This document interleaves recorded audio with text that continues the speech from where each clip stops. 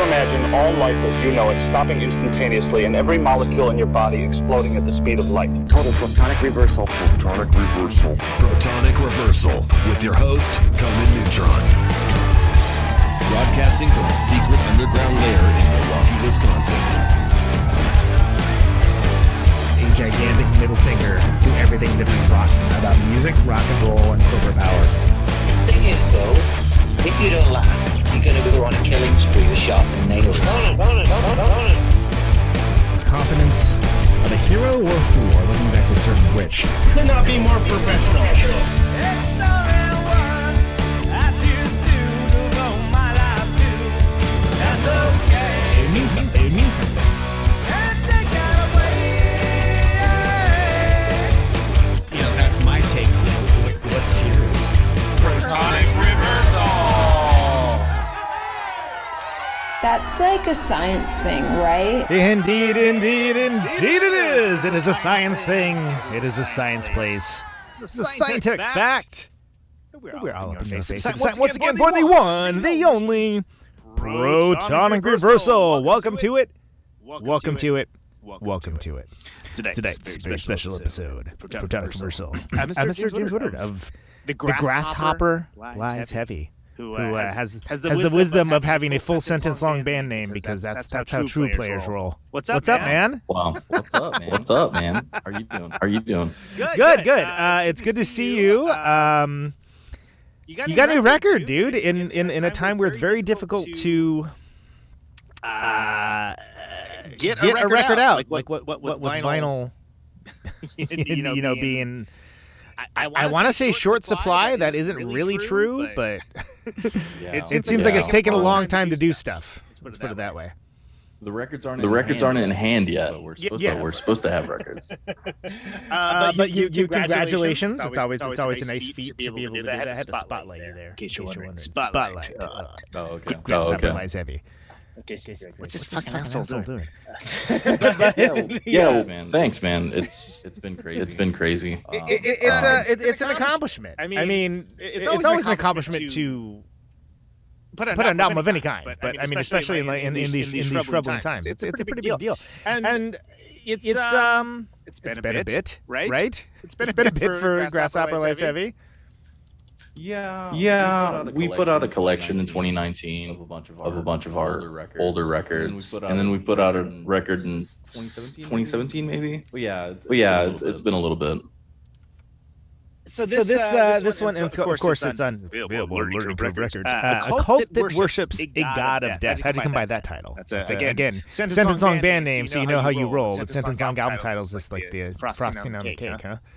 Yeah, I think I was just ranting about the nature of our country one night, and it popped into the chat as I was typing, and I was like, hey, that might be a cool band name. I just came away with it.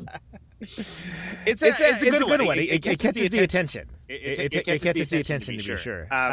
Did you have it? Was there the idea of like having that be like, there's dark times equals dark themes? Was the idea with the record that the songs were going to suit the times, or is that just kind of how it came out?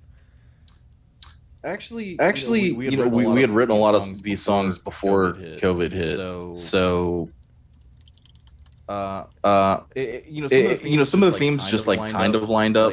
Like there's a song about like going to the grocery store and just like not wanting to be around people. I actually wrote that before COVID, just because I'm an like extreme introvert. But I mean, it just fits with the times, right? I think the past year or two has like elevated a lot of things, like societal problems. Like everybody's thinking about this kind of stuff right now, just because of the state of the country and the world. So I think COVID or not, this stuff is around.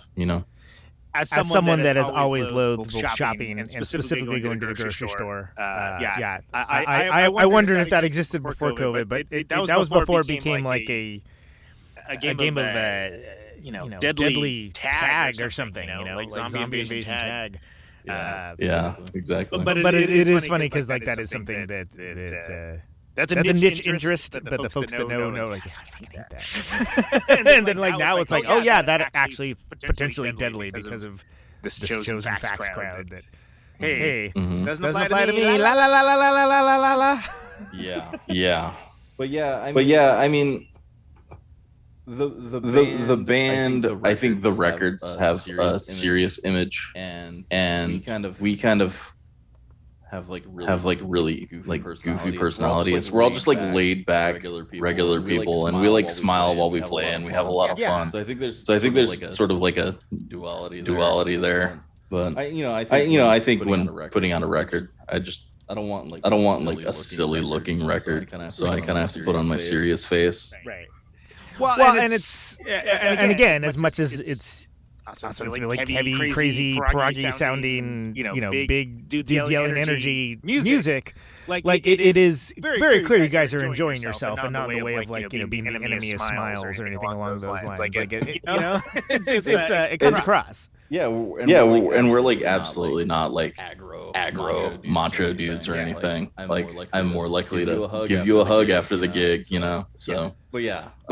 I mean, some of the themes of the songs are kind of heavy, even though we're kind of just goofy guys. And I want to get it like definitely dig into each song on the record and kind of have you tell me a little about it. But let's before we get into that, did you?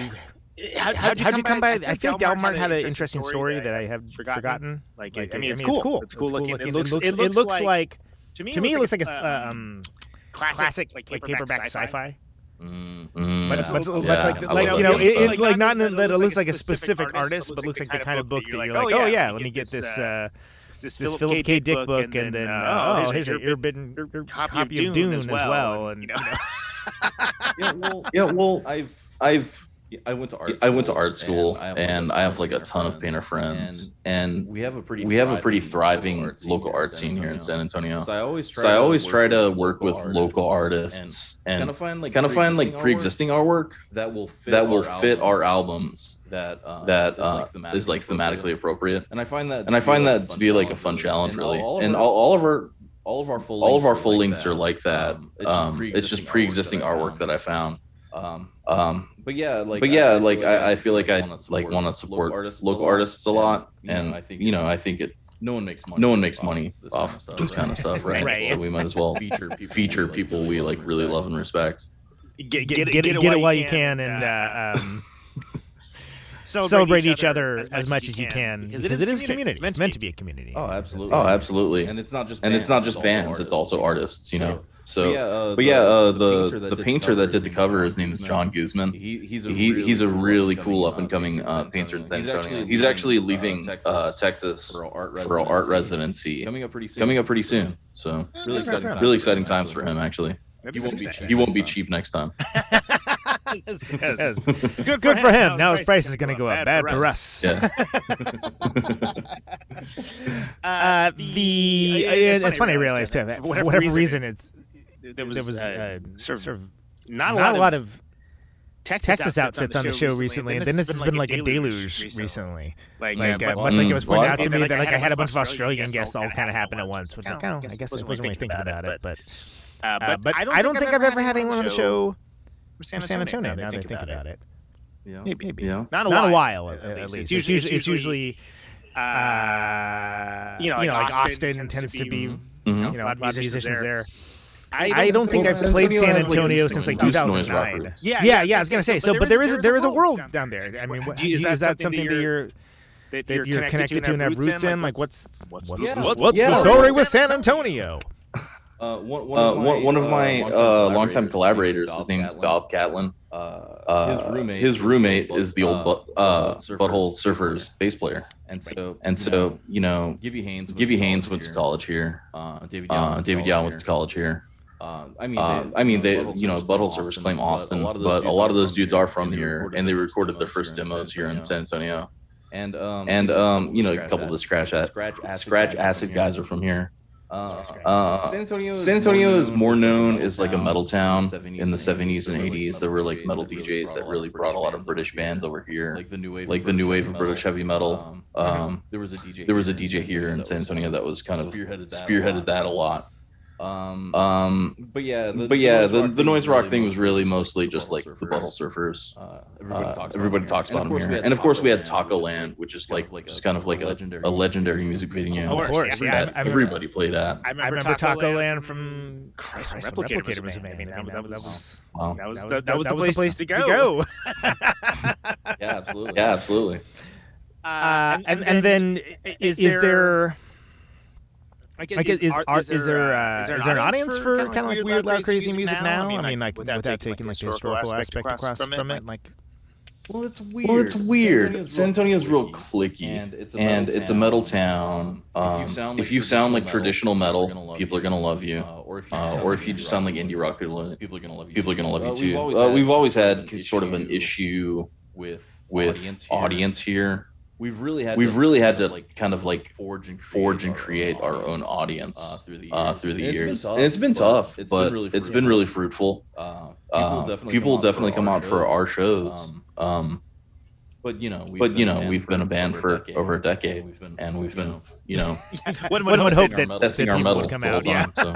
I was gonna say you could fool them with your Sepultura cover, perhaps, but exactly. Yeah, I was a metal kid, man. I grew up a metal kid. I loved Sepultura, and through my 20s, I was like too cool for it. But now that I'm in my 30s, I'm more comfortable, in my own skin. I fucking love metal, dude. And I just like I have no guilty pleasures anymore. They're only pleasures. Pleasures only, exactly. Yeah. Absolutely. Well, and it's funny too. I actually just occurred to me. I watched a show, this television show, not a rock and roll show, this week that some time travel show that they went back to the Alamo. I was like, oh yeah, forget how large like the Alamo like looms large in like certain amount of Texas mythology. But then by the same token, I remember I'm Milwaukee, but I'm a Bay Area guy, and everyone's like, oh, the Golden Gate Bridge, Alcatraz. I was like, the only time I've ever gone there is to like take my friends who are visiting. Like that doesn't loom large at all. Is that the same way with the Alamo? Yeah, I was gonna say it kind of seems like it might be the case. Yeah. The Alamo. San Antonio's known for the Alamo and the Riverwalk, and really nothing else. Yeah. Like, it's kind of sad that it's known as just like a tourist trap, but that's cool. Ozzy pissed on it, which is amazing. So. Did he really? Yeah, he pissed on the Alamo, and he was banned from performing in San Antonio for a decade. Wow. All right. Yeah. Good on you, Ozzy. Good stuff. Good on you. I want to talk about how the fact that it's been over a decade now. You guys have been a band, right? It's been over 10 years. So to a certain degree, when bands get that sort of longevity, you get to see kind of things come and go. Things like rise up, fall, rise up again, fall again, so on and so on. Whereas by the same token, and by your own admission, you've had to sort of create your own world in a lot of ways. Do you feel like that's something like who do you consider musical kin or buddy bands or whatever you like, be it local or not? Sure. I mean, our very best friends in San Antonio are the band Pinko. I'm sure you're aware. They're on Hex Records. Incredible musicians. Jared from Pinko used to be in my band. Love the guy. You probably met him in Louisville. I believe so, but I also it's one of those things where it's like you meet so many people that you're like, okay. I gotta do a mnemonic to remember which band this guy's in. Yeah. Unless it's like long or something where it's like, oh, it's very clear. I know exactly who you are because so different than everything else. You're the one playing the cello, right? Okay, it's easy. Yeah. And Guillermo, the singer of Pinko, he was in a band called Sons that we toured with for the first time in like 2007 or something like that. So we've been long close friends with Pinko. Other than that, it's really mostly like Austin noise rock bands. Exhalants are good friends of ours. The band Glassing we've toured with. They're really good friends. San Antonio's it's a small scene right now. It has its ebbs and flows, and it's definitely in a lull right now in terms of like exciting heavy music. Right. Well, that's an opportunity, right? It's an opportunity for new bands to Sure. pop in. Yeah, and we just got stuff. invited like before this conversation. We just got invited to perform on Texas Public Radio, which is incredible. Fantastic. That's our local NPR station. So, do you have any wild change from that? Do you have any specific cool story or anything with your metal neck guitar? So on the first night of our Japanese tour, we played in Yokohama. I got really excited because we were playing in Yokohama, Japan. I throw it across the stage, and I snap 2 tuning pegs off the headstock. First gig. We have a gig the next night. Fantastic. So I wake up real early the next day in Shinjuku, in a city I've never been, and I have to run around Tokyo like a chicken with my head cut off, trying to find tuning pegs for this guitar before the gig. It was incredible, and I found them, and I met friends, and it was a great experience. That's quite the side quest. Major chapter 1 side quest to that Japan tour. Were you just kind of drunk on power with the idea of like, oh, this is pretty much an indestructible guitar. Check this out. Or were you even thinking that? It was just I mean, stage presence sells T-shirts. Let's be honest, right? On tour, you want to like really be involved. But I always abuse my guitars, and that's the reason why I bought EGC. Because really the only thing you can break on the damn thing are the tuning pegs. So. I used to play a Les Paul, and I would really abuse that thing, and I don't want to beat it up anymore. It has too much sentimental value. So I tour with the EGCs, and I can beat them up all I want. There you go. It's and you never have to worry about flying with them. They're made of the same stuff as the airplane, so that's nice. Basically. Yeah. I mean, we've all known people that have had guitars snapped in flights and things along those lines, and that's just. That's horrific. Absolutely. I've actually fixed Gibson SG headstocks in hotel rooms in between gigs. So been there, done that. It's just. I'm getting stressed out just hearing you talk about it, man. It's like 3 a.m. with the Harbor Freight tools in the motel in the middle of Indiana somewhere. Right. Mm-hmm. So have you seen the TV show of Man in the High Castle? At all? Okay. So I watched the first 2 seasons, and it was just like super mediocre, and I kind of just checked out.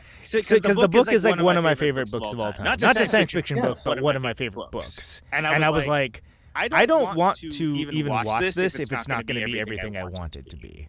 Which is a me problem. Yeah. This happens a lot, by the way. They lean heavily onto the melodrama, which is a total bummer. That is a bummer. That is where the band name comes from, right?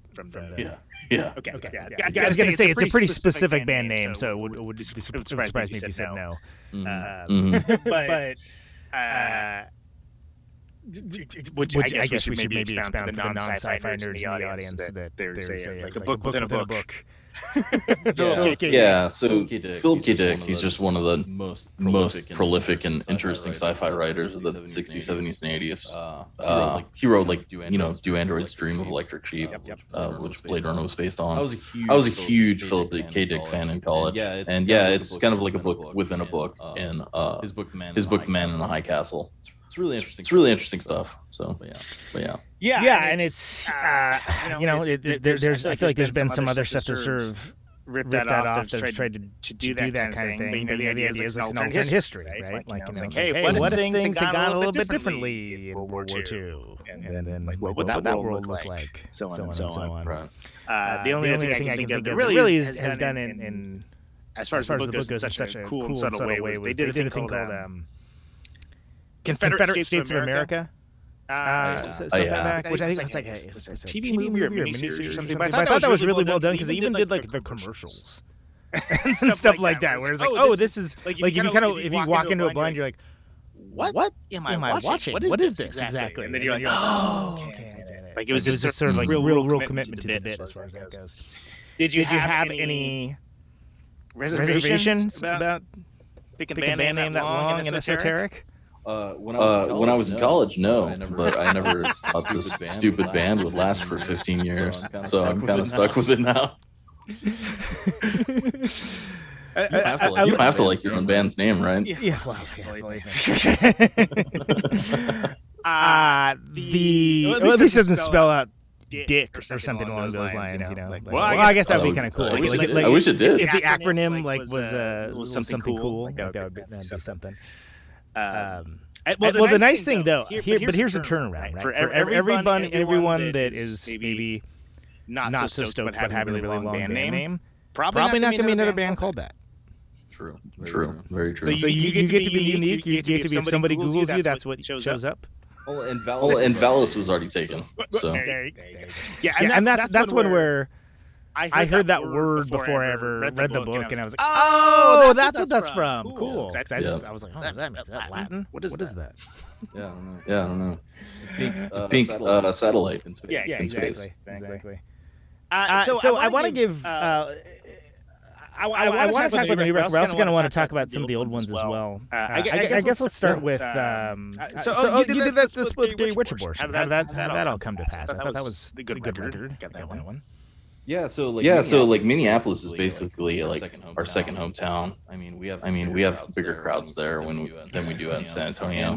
And Learning Curve is based out of Minneapolis too. I do know that. Every time we go up there, Reiner hooks it up. We have a great show. And we just have a ton of friends up there. We played with Gay Witch Abortion a couple times, and I asked them to do a split, and they said yes. And it was great. There you go. And that's the story of Jesus, but really it's the story of rock and roll.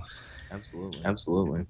Great band, and a band that kind of unique. Like they got their own thing going on. You know, it's their own shared language.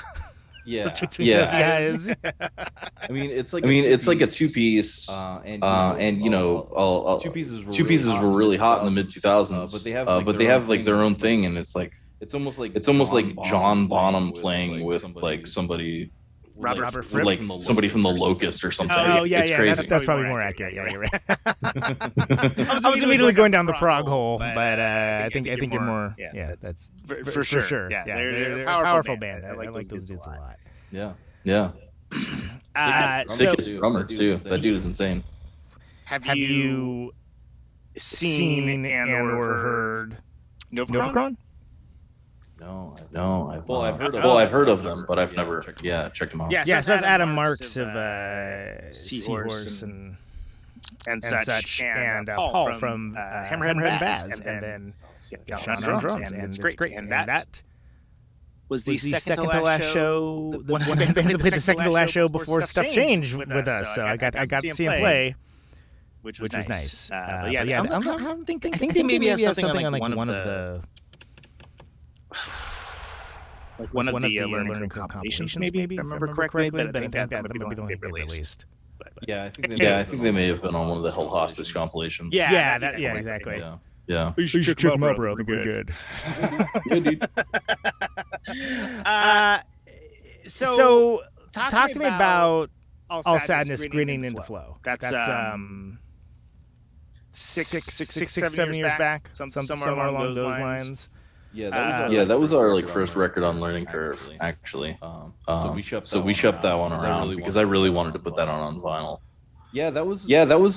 I was listening to like a lot of krautrock back then, like Popol Vuh, Tangerine Dream kind of stuff. So the entire A side is basically one long song. And then the B side, it's more broken up. It's still all instrumental and super delay and reverb, trippy stuff. I like that you had the audacity to call it Marathon too. That was good. If you're gonna have a long ass song, call it. It's a marathon, man. Yeah. The last thing I do is title songs because I'm awful at it. So there you go. How do you refer to them when you're still in the process of having become songs? Do they just have like working titles, or is it just like the one that goes that one? I give them silly names usually, and then they get like the serious names for when the album comes out. But we still call them the silly names. Yeah, of course. That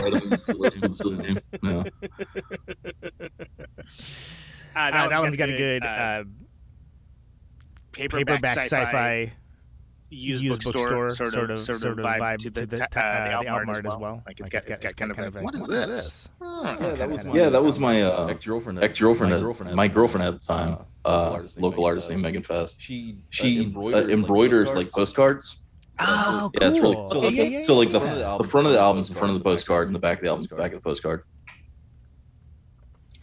That's awesome. Yeah, that's a very specific and unique composition style because since you don't have much retail space to work with, like you have to kind of like there's certain things that maybe you wouldn't do if you were making I don't know, like working as on a banner or like a gigantic canvas or something along those lines.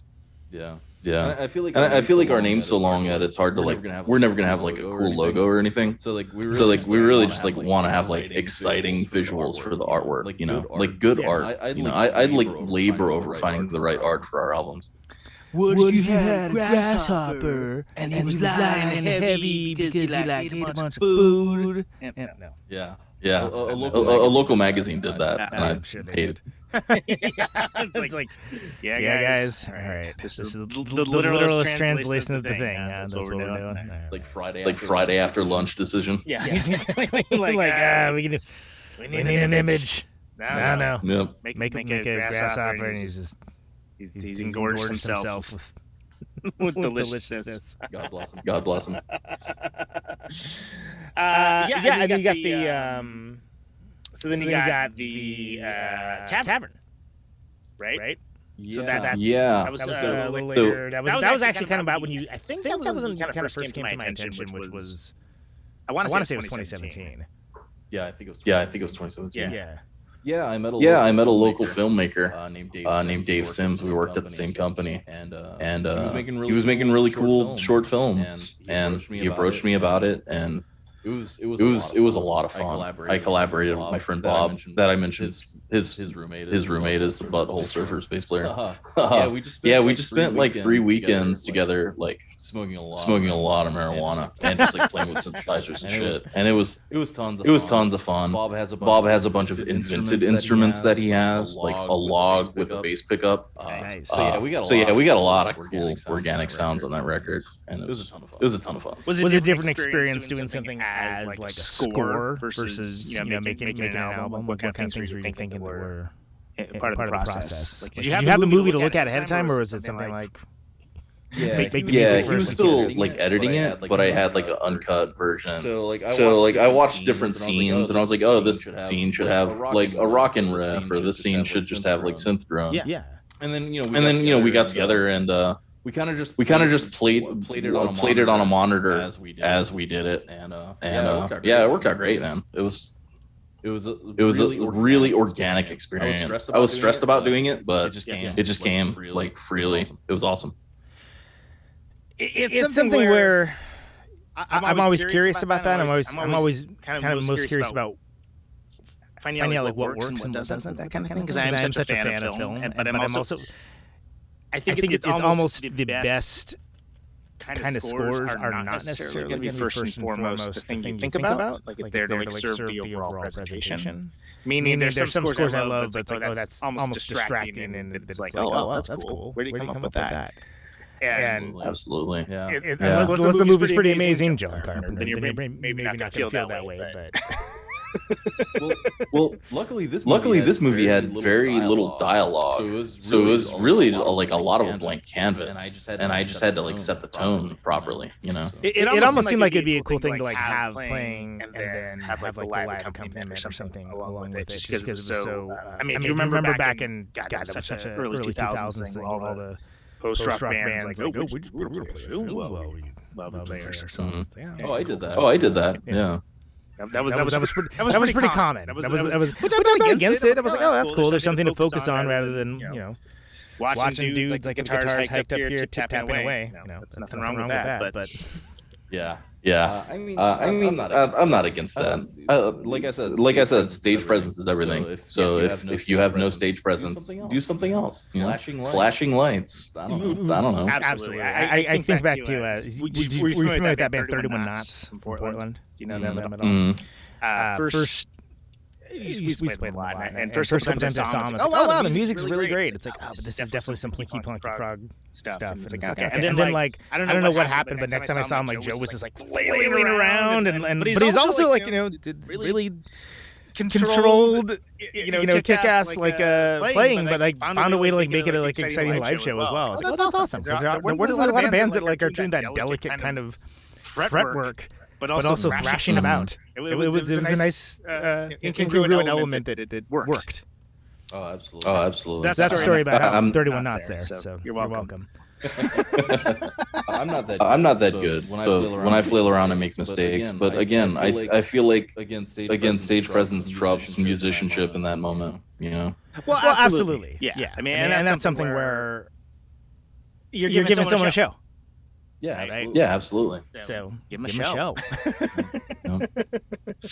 See, you made that collection that was the all the various splits. Things that you did. That was ostensibly for a tour, right? You put that together for a tour. And originally, that was like, what was like, hey, let's share this with the world. This is a good little intro. Yeah. Well, we're like vinyl freaks, right? And in America, people love vinyl, but in Japan, people don't really collect vinyl. People are still on CDs over there. So we wanted to bring something over there that we could actually sell, because we did bring a suitcase full of vinyl, and we only sold a few. But I decided to make these CDs. We only made like 100, and we did it like a Japan limited edition. And people love them. It's bilingual in the liner notes and stuff. That's awesome. Yeah, it was awesome.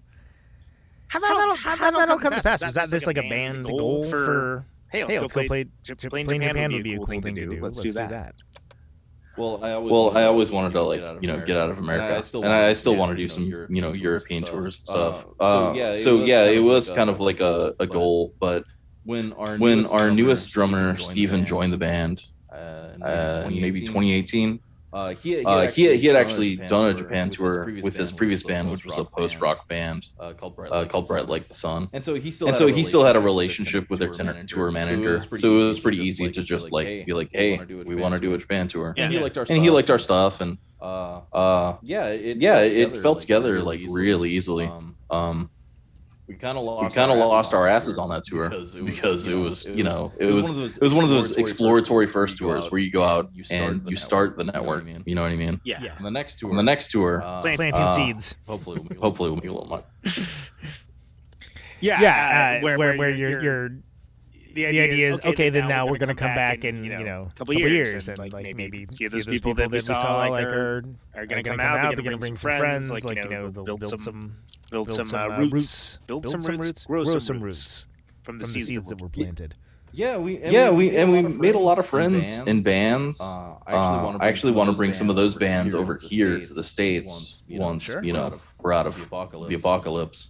But it was really, I met a lot of venue managers, I met a lot of booking agents, and I have a little bit of a network there now. So when I do choose to go back and do another 8 tour dates, it won't cost me a fortune. I won't have to hire a tour manager or booking agent. I'll do it myself. I've done it that way. I've done it that way for 15 years. Yeah. Well, I was gonna say other than trying to find tuning pegs in a city you're unfamiliar with. What were the any misconceptions versus perceptions that you had before going in versus after? Honestly, traveling abroad just kind of like poisoned my opinion of America. Because going over there, you just feel like you're 50 years into the future. It's like walking into the sci-fi utopian future. We didn't have to drive anywhere. I just took my guitar around in a gig bag, and we took the bullet train to all the gigs. Flying 200 miles per hour on the ground. Doing gigs in Japan is really cool. There's like a level of professionalism in the venues that you don't see over here. There's like a real great sense of community at the shows too, because the manager of the venue will get everybody together and he'll introduce everyone, and everybody meets before the show, like before even the sound checks, and then every band gets a sound check, and there's like even at the little dive bars, there's like 2 sound engineers the whole time, and they record every gig. It's incredible. Like the whole experience was just great. That's awesome. And I mean, did you find the like was there a language barrier problem or anything along those lines, or was it all pretty?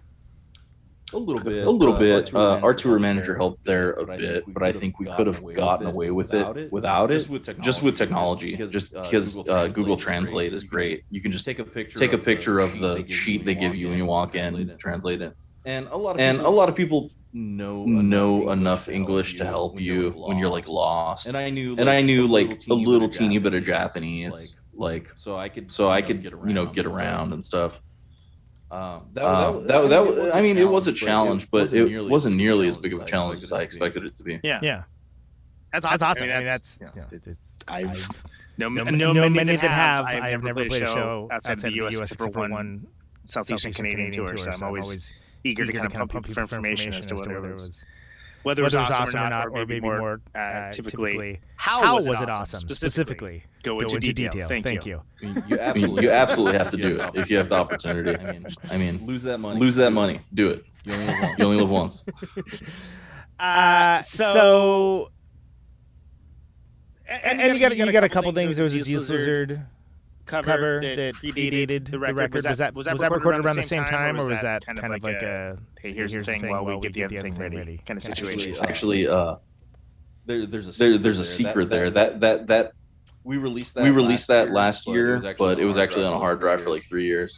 we didn't have any vocals on, but we decided to get our friends in Capra. They just got signed to Metal Blade. They're like a really great hardcore band. Their singer Crow, I asked her to do vocals on it, and she was absolutely perfect for it. And I'm like so glad that cover song like stayed on hard drive for 3 years before I resurrected it. Because she was perfect for it. Yeah, it's a cool cover because it's sort of.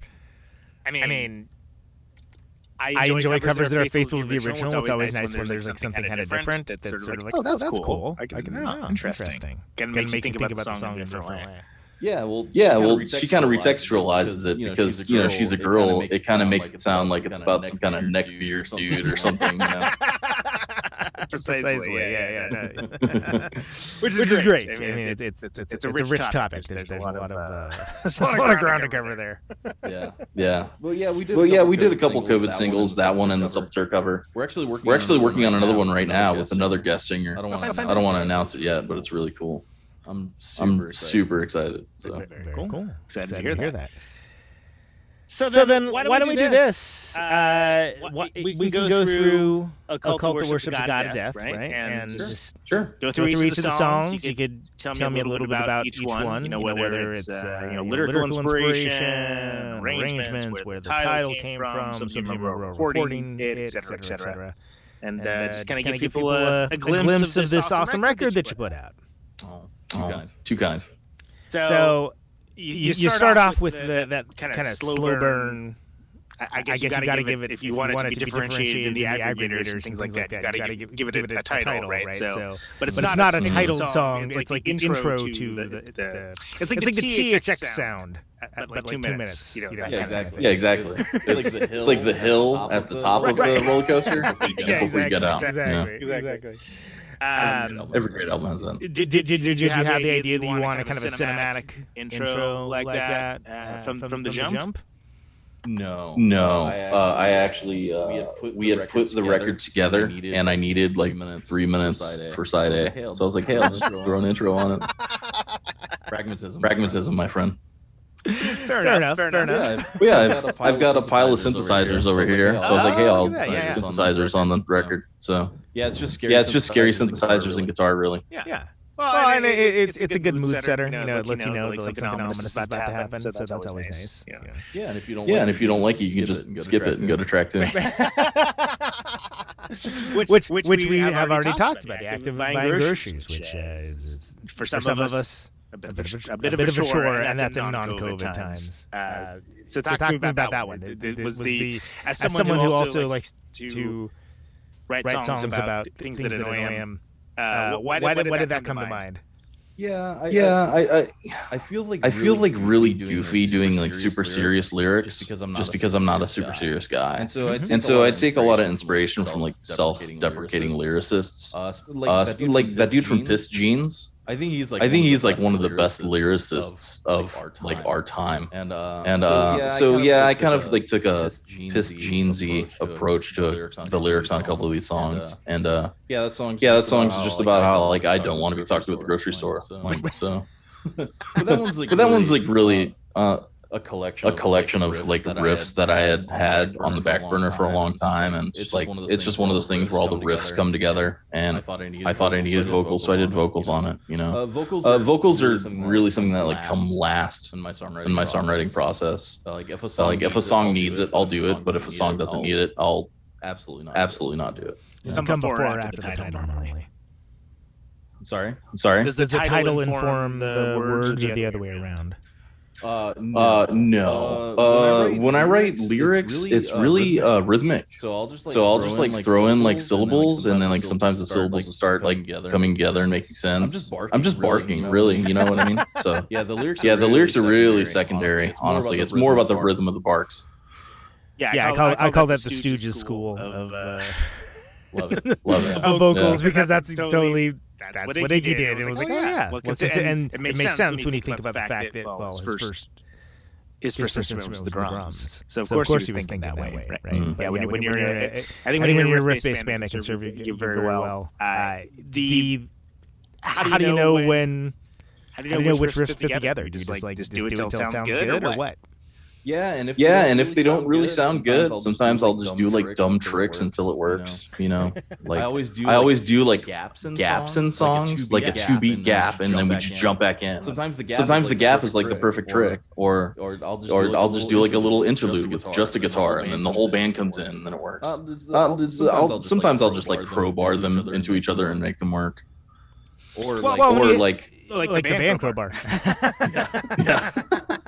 And honestly, when I'm writing music, I don't know what I'm doing. So a lot of times I'll just write riffs until like they sort of just sound similar, or they like start on the same note, and I'll be like, oh, these two will be a great song. So and you're talking about like having those breaks too. Sometimes when you're in a band that's kind of pummeling, like to have like an absence. To take something away, even just for like a half second. it actually can mean more for the thing that comes next, because it's like, oh, okay. Yes, you absolutely need that when you're in a band like that, and especially like instrumental songs. I love like prematurely ending a song, and then everybody thinks it's over, and they like start clapping, and then like you just jump right back in, and it like messes everyone's brains up. That makes me very happy. Yeah, that's. I mean, it's whatever. Some might say it's a cheap trick, but it's not that cheap if it works. I always write songs in like weird time signatures. Most of the records in like 7/8 or 5/4. I think my brain's just broken like that. I don't mean to. It just happens that way. The idea of like giving people like a groove they can like bob their head to, but at the same time the like reversing upstrokes and downstrokes, kind of like dumb Meshuggah. That kind of stuff really interests me.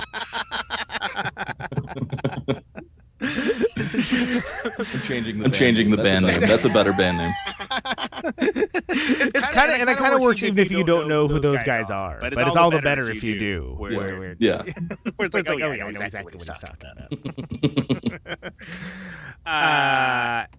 So and there's I think you got a cool video for that one too, if I remember correctly, right? That's the the Groceries video is a compilation of all the Japan shows. So we had our friend Oscar come along with us, do photo and video, and he got a lot of cool footage, and we got some Japanese mosh pits in there. Yeah, I was gonna say it's anytime you can get a Japanese mosh pit, you're doing all right. Was the idea that you were gonna be filming it for a thing, or was it just like, hey, let's just document this cool thing that we're doing? Right. Well, like the worst thing in the world is like going on tour and then coming home and then like seeing that no one took photo or video of it. So like I really wanted to make sure that happened on this tour. So we just asked our buddy Oscar, and he immediately jumped at the opportunity. We got cheap flights and we did it. What's the footage? Like, do you have any footage pre tuning pegs getting short off? Yokohama was the first night. No, there might only be like 10 seconds of Yokohama footage. We were all just like sleeping, standing up at that night, so it wasn't the greatest gig. That jet lag is like insane. Yeah, and that's a pretty big time difference too, right? 13 hours. Yeah. That's a lot of time difference. So yeah, and that was just kind of like a. I think we talked about that, right? But that wasn't like a planned stage antic. That was just something that happened. No, I just like do that kind of dumb stuff. I love jumping into the crowd and like plowing into people and then like starting mosh pits that way, or like jumping on stage. I like sticking the guitar in the ceiling and stuff like that. Yeah. It sells t-shirts and it looks really cool, and I'm stupid. Wild antics. I'm a fan. Yeah. So anything else for groceries before we move on? It's just like a really fun riff. Like, I love writing short riffs that repeat on the upstroke. That's probably a common thing in our songs. But yeah, 7-8 riffs. Tons of fun. Do you have a? And you said that's something that kind of comes more naturally to you for whatever reason. Is that? Are you a big time signature guy? Like, I'm thinking back to, like, and I've told the story a few times in this show, so people are not going to want to hear it. But like, I saw this band that I was not there to see with a band that I was there to see, and they were like, "Oh, you probably are aware that all of these songs we're playing are not in standard 4/4 time signatures." And I was just like, "Oh my god!" Yeah. And the guy was like made a special point of like giving like a little like thesis between each song about like why they should. And I was like, dude, there's 4 people at the show and nobody cares. Yeah. I'm not like some kind of like jazz dude. I don't know anything about scales. I barely know how to play my guitar. I just write broken riffs. I don't know. I think it sounds cool, so I just keep doing it. You're not like music theory guy, but it's like, put this inverted whatever over a syncopated vertebra. I also can't write a pop song to save my life. So like. More power to anybody that can write a normal song in 4/4, like verse, chorus. I can't do it. Fair enough. Well, you're doing you, and that's what's important. Yeah. Charging Bull. Charging Bull's a fun one. I mean, these are like riff songs. So when I think about these, like I think about like parts. And the first part is like this really like schizophrenic riff that like we play forwards a couple times, and then the second 2 times we play it backwards, and then we like shorten the riff and stuff. It's just kind of like a really weird like proggy riff salad. I don't even know how to describe it. It's pretty metal. But yeah, lyrically it's about money is God basically kind of thing, but yeah, that one's like really about the riffs for me. And then like the second half of the song is completely different. It goes from like pummeling to like the slow like post rock, almost like Tortoise David Pajo thing. Oh yeah. I was going to reference a different band, but I can totally hear that. It's got that.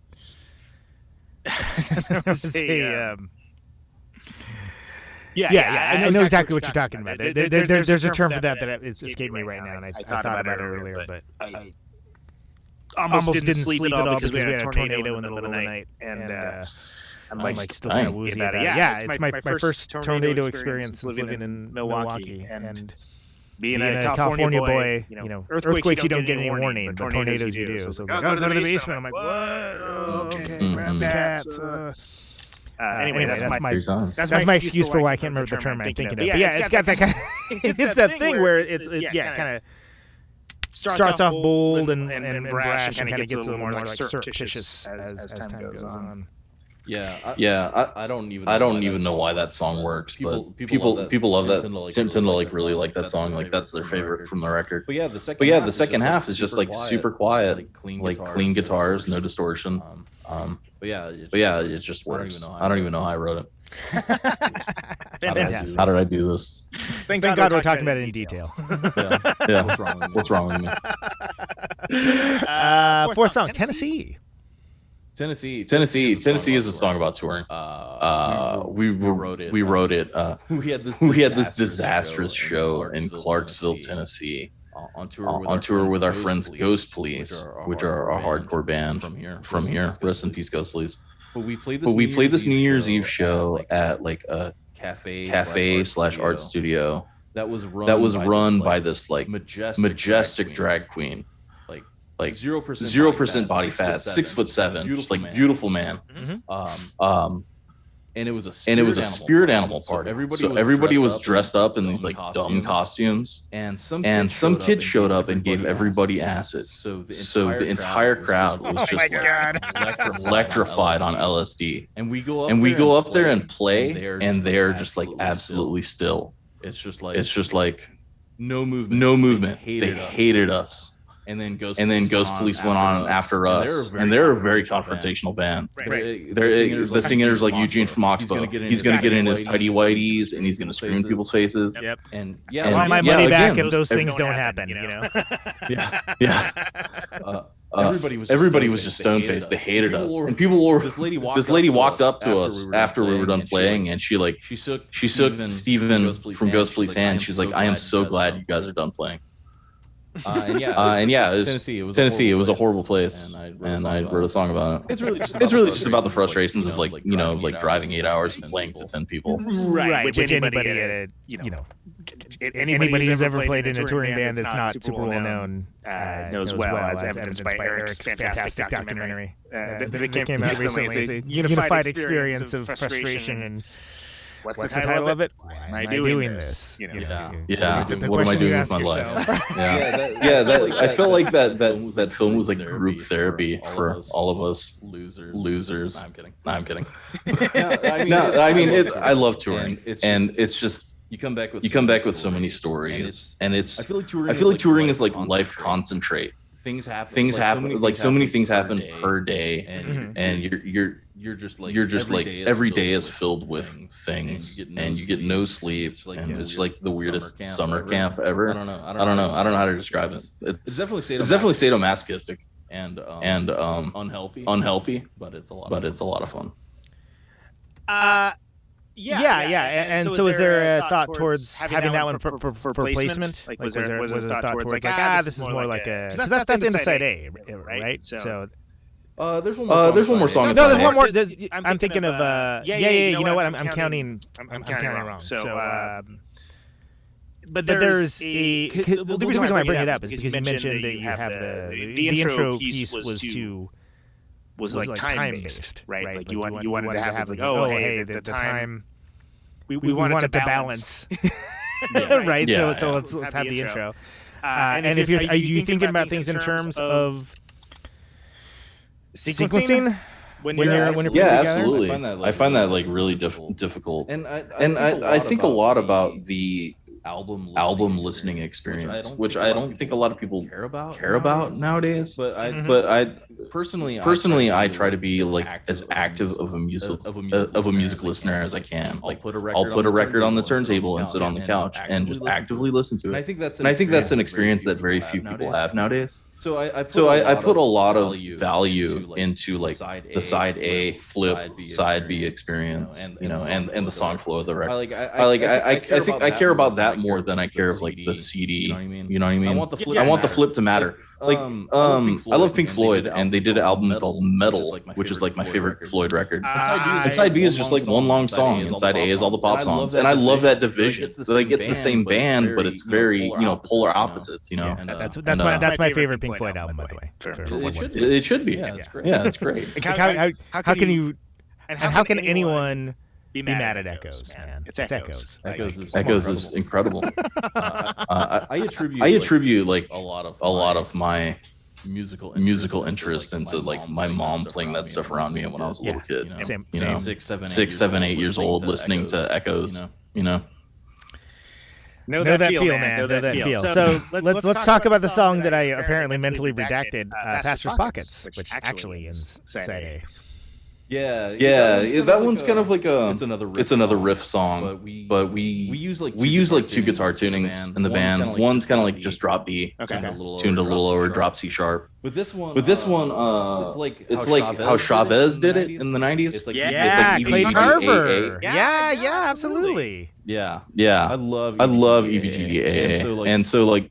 There's two or three songs on this record that use that tuning, and this one, it's just like a riff monster. It's real dumb, like just the bottom two strings, and we just make fun, heavy metal riffs.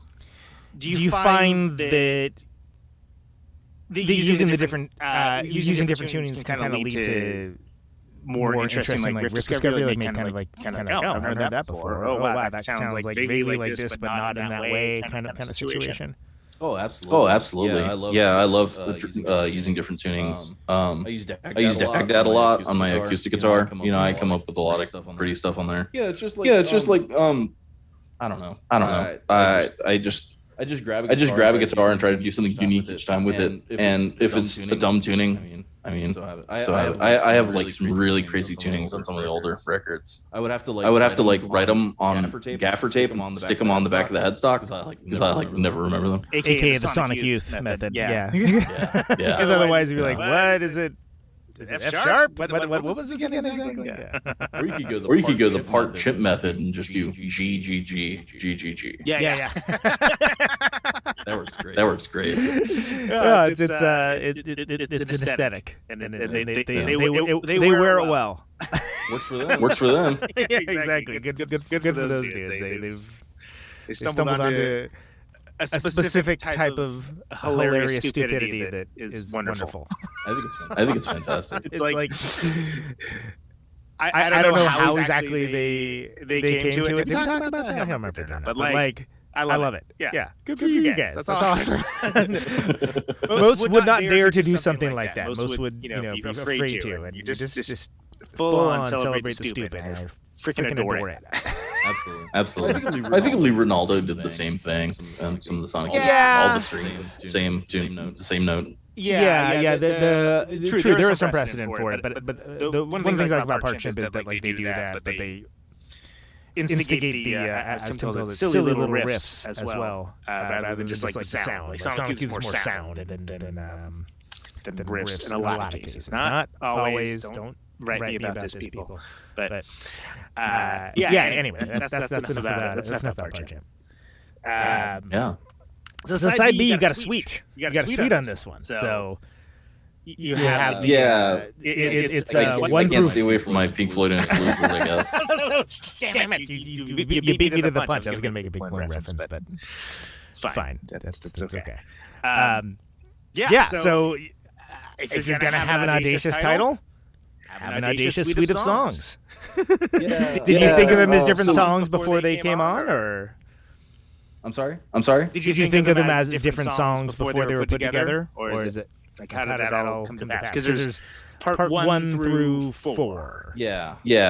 Cult parts 1 through 4. I wrote the first part of the song, and I was like, man, this needs more, and we just kept adding it on, and it ended up being 9 minutes. So I thought it would be cute. It's in like 4 chunks, so I thought it'd be cute to do that. Yeah. Well, that's why I was asking if it was more like these 4 songs that just all kind of got chained together, or I think they're just so thematically similar that it just made sense to stick them all together as one piece. I don't think I'd play them separately. Like at a gig. Right. You think of them as like a combined entity. Yeah. Totally. So, did you? How do you feel about title tracks? Do you think that that's? I know people are like vehemently against title tracks, which is like a hilarious position to take. And there's some people who don't think about it at all ever. And some people would do it every album, and it's a thing.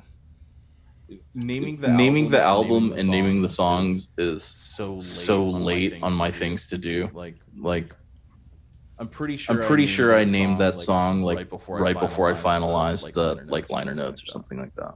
I mean, it might sound flippant, but it's like really difficult for me to do. I'm just curious about the organizational aspect of it. Like, I mean, you say you give them these temporary names, right? So is like to what specificity does that involve? Like, how do you delineate in your own mind like which parts go where? Like, are you like Slint bit, Jesus lizard bit. You know, like what? Yeah. It's a challenge. It's a challenge. Because the new song is always the new song. The new song. Yeah, then it's not the new song anymore. What do you call it? We already got a new song. It can't be the new song. It can be new song 2, I guess. Yeah, exactly. Yeah, exactly. We've done that multiple times. I'm just really bad at it. So like, for example, like that song Charging Bull. I just called it like communist grandpa for like a year before I changed the name. But I was like, oh, that's too silly. So I'm gonna change it. But I kind of regret changing it. Communist grandpa is pretty good too, but yeah. Charging I Bull is regret also that. good. So. It's like a stock market reference, the Charging Bull on Wall Street. Yeah. When I try to get deep, it's just stupid. I just feel so stupid. I didn't think about that, but also like that's not the first place that I'm gonna go. Always. Like, I mean, I'm always kind of looking for deeper meaning and stuff like that. But like sometimes like some things are more apparent than others, and sometimes you be like, oh, sure, okay, that makes sense. I didn't think about that. Yeah. But yeah. Anyway, so that's the suite. That's called the Worship's God of Death Parts. Bullet 4, and then Bullet Curtain. Bullet Curtain is a song we had for a long time. We actually had canned it, and then we kind of like rewrote parts of it and put it back together. We played it at PRF Barbecue Lou that you were at, but then we didn't play it for like a year after that because we played that song on that tour, and we saw that people would go refill their drinks and stuff. So I was like, why are we playing the song? The song sucks. No one likes it. But yeah, we kind of brought it back from the dead for this album and re-recorded it. It ended up being like one of my favorites on the album. Like I think it came out really good. So. Yeah, I dig it. Yeah. It's like the post-rock record on the album, and I think it's in 4/4. So it's the 4/4 song. So there you go, music theorists. Yeah, there you go. Oh, you may have noticed this song. Yeah. I think that's an evocative title too. I know you say you don't give like too much thought to them, but I thought that was an Bullet Curtain. Yeah. What does that evoke for you? Well, I'm thinking not like the literalist translation of it being like a curtain made out of bullets, like where there's bullets instead of beads. I don't think of that so much as just there being so much gunfire that it looks like an actual curtain blotting out the sun, like in a war or something along those lines. See, that's good. Because I just think it's dumb. Somebody gleans some meaning out of it. Actually, if you actually had one of those 70s beaded curtains, but it was bullets, that would be interesting as well. That would be a statement without saying a word. Butterfly wings too. Boo. So last song on the record, I've never heard it said aloud. I don't speak the language. Can you? It's soundcheck in Japanese. Is this okay? It was our soundcheck song. So I found out that Cheap Trick had a song that was like their soundcheck song, and it would just start with the guitar, and then the drummer would come in, and the bass player would come in, and then the singer would come in, and that's kind of how they would soundtrack when they were like opening on tour for other bands. Yeah. So I kind of did that. That was kind of like our soundcheck song on our Japanese tour, and so I just wrote it in soundcheck in Japanese. No. That's awesome. And practical as well. I like it. Yeah, it works out for. Well, the Japanese shows were like so prepared that it didn't really work out as a soundtrack. But in the states, where the sound guy just like doesn't care about your band, it's great because he'll actually like try to level things out. But in the legally required minimum amount of effort to do the job, and then he's going to wander away. Yeah, before the smoke break. Yeah. Parentheses before the smoke break, and then parentheses after the smoke break. 30 minute smoke break, aka my set. Yes, exactly. There's a song title for you. So that's a little too goofy, I guess. 30 minute smoke break. It is. So that's a cult that worships the God of Death. You can find that on Learning Curve Records. Yes. LearningCurve.com. You can also get it on grasshopper.heavy.bandcamp.com. Anything else about the record that we didn't get to? There's some pretty heady liner notes in it. Pretty interesting writing. I mean, I don't want people to take me too seriously. Just have fun with the record. I'm just glad it's out. Like, I'm sure, as you know, laboring over a record, it takes forever for them to come out, and there's a lot of hurrying up and waiting, right? Like, I have to get this mix perfect so I can send it off for mastering, and then you wait 8 months for the vinyl to come in, and so it's just like so relieving to have it out. It's actually get like a positive reception too. Yeah. It seems like folks are responding. Critical reception has been critical reception is super positive this time. So I'm like, I'm extremely happy about it and fortunate, It's all about that second decade.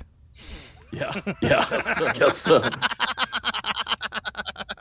I mean, that is something that's been like, I guess, a decent story in the era of COVID is that with less distractions and things to do, people are taking a little more opportunities to find new stuff and to listen a little deeper, maybe, and that rewards multiple listens, which I think is you guys. So that's good. That's not bad. Yeah, I mean, we're not the most palatable band, and I accept that, and we're not gonna ever have the widest audience. But I think we put a lot of craft into this. Despite all the self-deprecating things I say in this interview, I mean, we put a lot of work and effort into this record, and so and it shows. I mean, it's something where you've got a vision, and you've got a kind of a world that you built around this vision, and you take it very seriously. Whereas the rest of life is obviously a bit of a hollow farce that we all have to endure until it's over. And that can be off-putting for some people. I think that's a selling point, personally. I think that's great. Are you ever going to get? Are you ever going to get Rich catering to Conan Neutron? You absolutely will not. But that said, it's for the people it's for. And I think the fact that this record especially is connected with a lot of folks, I think there's a good reason for it. I'm happy for you guys. Good record. I dig it. And thanks, man. It's been great having you on. I guess we'll just do last question. Only can question I ever ask. And it's just why do you do what you do? Because it's a silk compulsion, and I cannot stop. I've been despite everything common sense tells me. Like, why am I doing this with my life? Something Oxbow said on their DVD. If you want to start a band, go into your backyard, dig a hole, put all your money in that hole, and set it on fire. Like, why the fuck do I do this? I don't. It's just a sick compulsion at this point. I can't stop being creative. I have my day job, and it makes me money, and then my mind's always racing, and I have to get the shit out of my brain.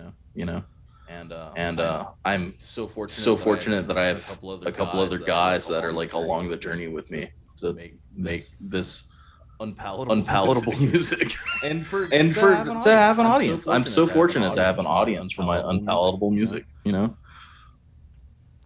Love it. James, thanks so much for coming on, man. It's been great having you. It's been a pleasure, and it's been a privilege. Thank you so much. No, I mean that. It really means a lot. Well, I appreciate you coming on, and I can't wait till I can see you rock some of the stuff in a live environment, hopefully in a fully vaccinated audience. Or in my hazmat suit, whatever, whatever's clever. It all works. Absolutely. All right, brother. Take care. Thank you, man.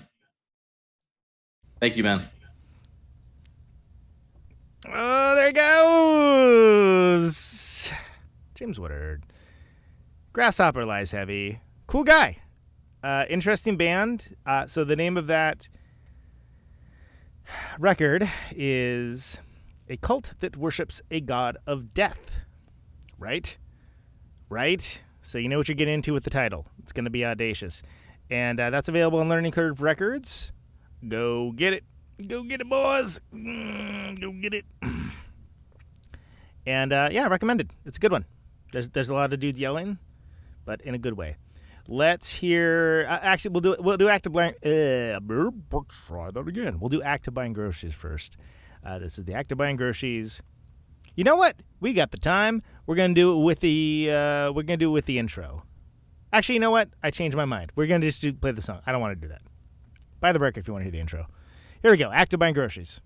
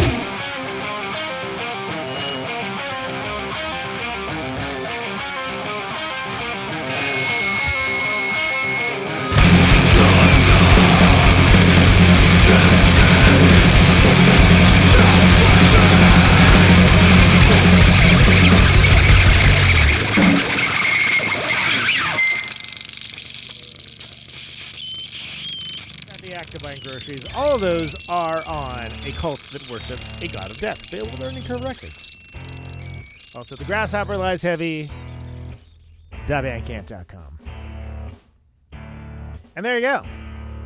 This has been another episode of Go to Neutron's Protonic Reversal. Thank you so much for listening to it. The show airs Thursdays, 8 Eastern, 7 Central, 6 Mountain, 5 Pacific.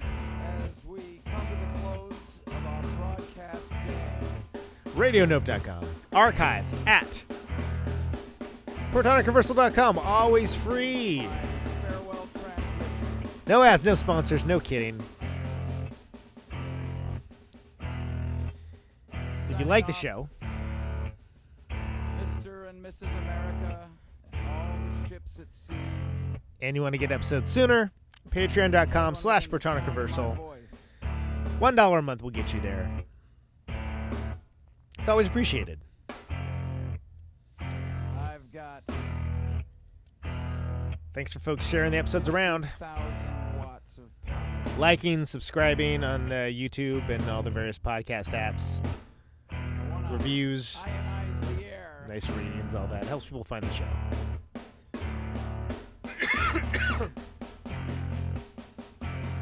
Thanks for listening, too. I appreciate that as well. This microphone Hope you enjoyed it. turns sound into electricity.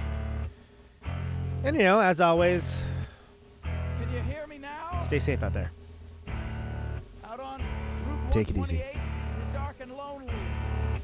I got my radio on. Can you hear me now? Can you hear me now?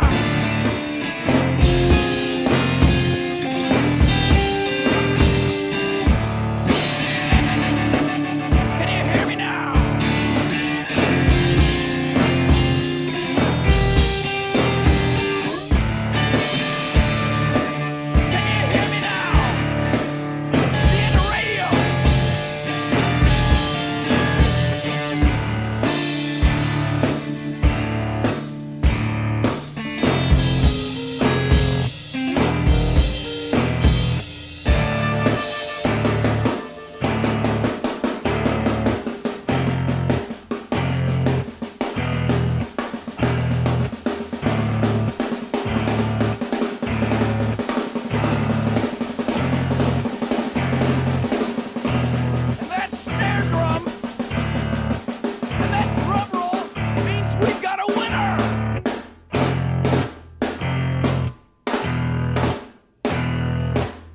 if you're the fifth caller, or any caller at all,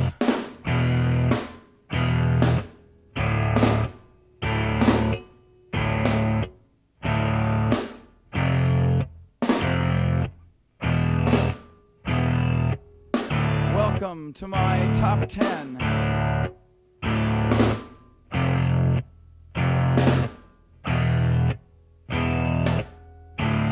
I'd like to thank our sponsor, but we haven't got a sponsor. Not if you were the last man on Earth. She was prepared to prove it. This one goes out to a special girl.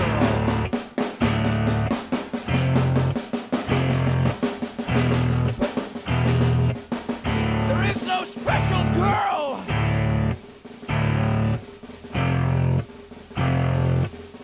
It's the end of radio. The last announcer plays the last record. The last what? Leaves the transmitter.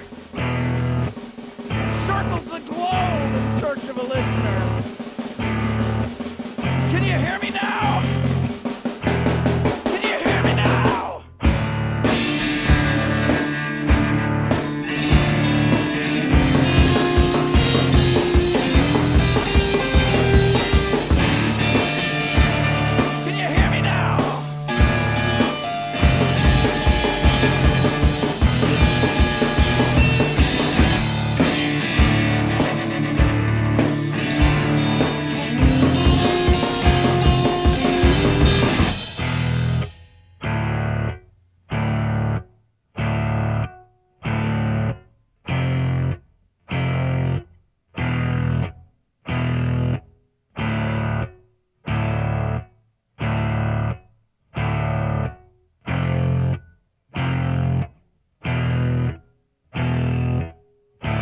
Really broadcasting if there's no one there to receive? It's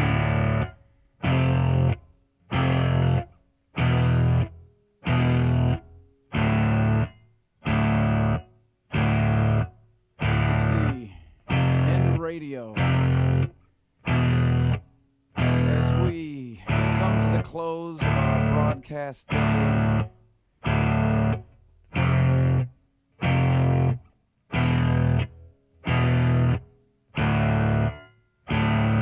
radio.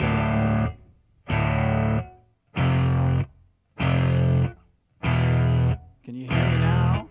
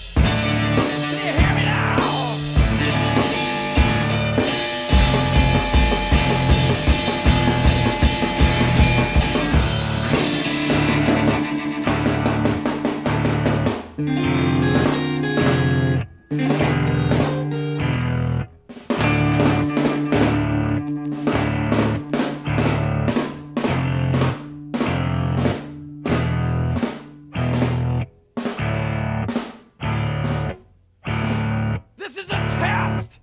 If this had been a real emergency,